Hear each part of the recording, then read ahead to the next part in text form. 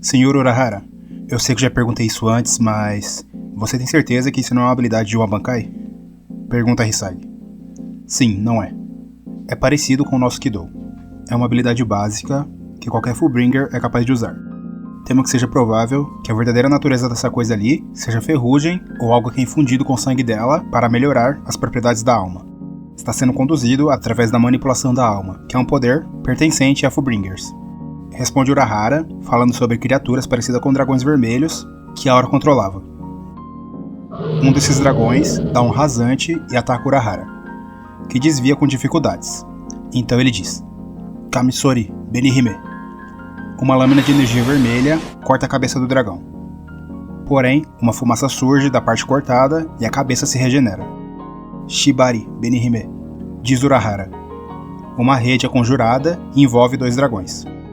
Hyasubi, Benihime, Jujutsunagi, diz Urahara.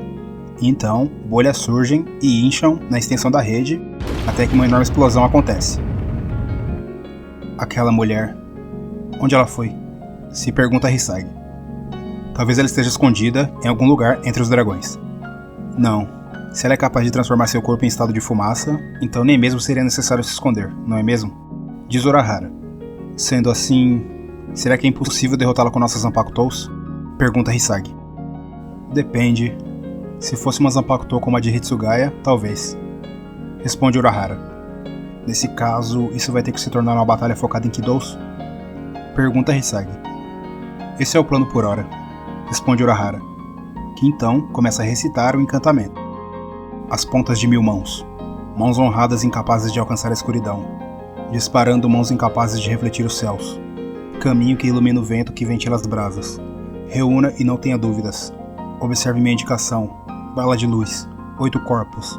9 cláusulas. Escritas celestiais. Tesouro de doenças. Grande roda. Torre cinza. Apontar para a distância e desvanecer-se brilhantemente. Hadou 91. Senju Koutei Taihou. Diversos raios de luz são lançados nos dragões, os queimando no processo. Após alguns segundos, Urahara observa o que aconteceu e diz: Entendo. Você também é capaz de manipular o haste do meu Kidou? Você ser capaz de fazer isso no mundo humano, que tem a presença de haste mais fraca, é realmente uma coisa incrível. Michibane Aura estava ali de pé, mostrando um sorriso. No entanto, parece que você não pôde escapar sem danos. Finaliza Urahara. Embora ela não tivesse sofrido nenhum ferimento externo óbvio em seu corpo ou roupas, até mesmo Hisagi havia percebido a mudança. A presença de aura, que era imperceptível até momentos atrás, agora era fácil de notar. Além disso, ela parecia cansada. Ufa! Se ela tivesse ilesa depois disso, então acho que precisaríamos tomar medidas do mesmo nível necessário para lidar com Aizen Sosuke. Diz Hisagi. Isso é Kido? É a primeira vez que estou vendo isso pessoalmente. Mas certamente parece uma técnica formidável. Parece que eu subestimei um pouco os Shinigamis. De qualquer forma, que tal você me emprestar esse poder? Diz Aura. Eu agradeço o seu convite, mas um Hogyoku não é algo que possa ser facilmente fabricado. E não importa as suas razões. É algo que eu não posso forjar tão rápido.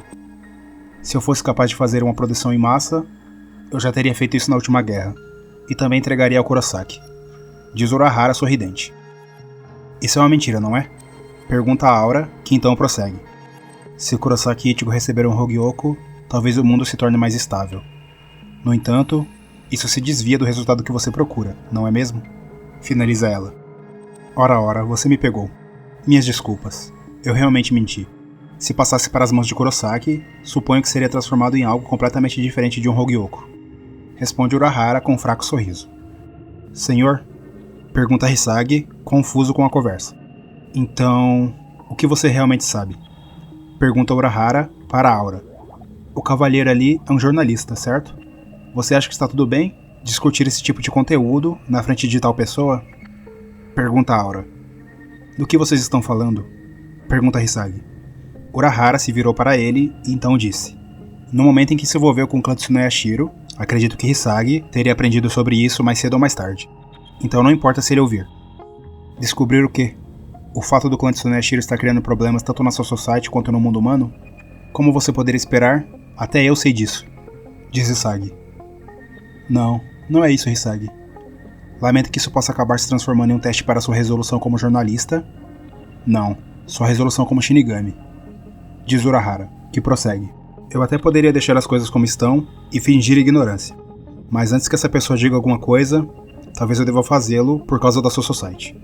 Mas Hisagi, já que você também faz parte da Soul Society, não tenho o direito de impedi-lo de saber sobre o assunto.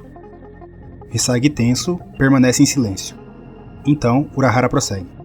Se não houvesse conflito com o Yūhabarra, então, em circunstâncias normais, a questão poderia ter sido ignorada. Aizen iria mudar o modo do mundo como um indivíduo. Eu ainda acredito que isso estava errado. Tendo dito isso, se a Soul Society deseja mudar, não tem o direito de julgar se é certo ou errado. Isso é algo que um jornalista como você deveria perguntar ao mundo. Deste ponto em diante, esse é o tipo de assunto com o qual você está lidando. Finaliza ele. Eu serei... ia dizendo Hisagi, porém Urahara o interrompe. Bem, vamos continuar isso depois. Antes de tudo, temos que fazer alguma coisa sobre a situação diante de nós. Diz ele, se referindo à Aura. Que atencioso da sua parte não tentar um ataque surpresa contra nós durante a nossa conversa. Senhorita Aura, diz ele. Até parece. Enquanto você conversava com o tenente, você não já estava preparando um número diverso de Kidous?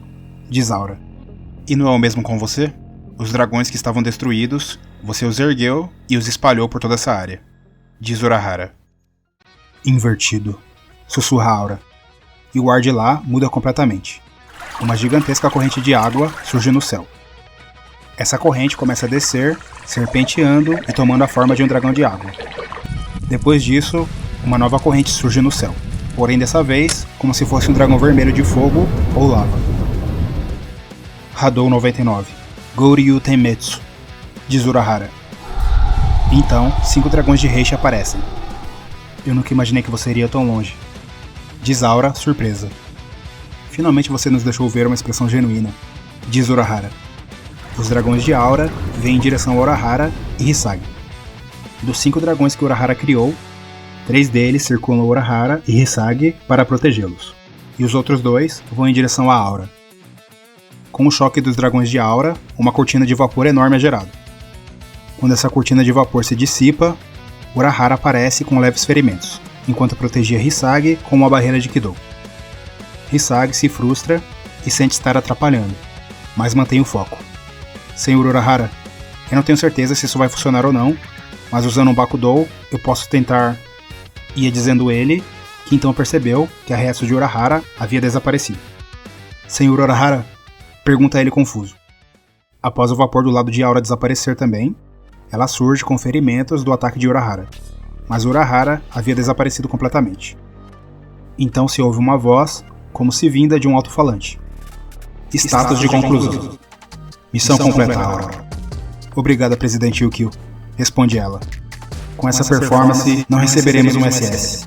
Na melhor das hipóteses, será um B, eu acho. Diz Yukio. Ei, o que está acontecendo? O que diabos você fez com o Sr. Urahara? Pergunta Hisagi. Eu já não disse antes, nosso objetivo é Urahara Kisuke. Suponho que não vai demorar muito para nos encontrarmos novamente. Desejo-lhe boa sorte. Diz Aura, que então desaparece. Espere, droga! Diz Hisagi com raiva. Então, o mundo virtual é completamente desfeito.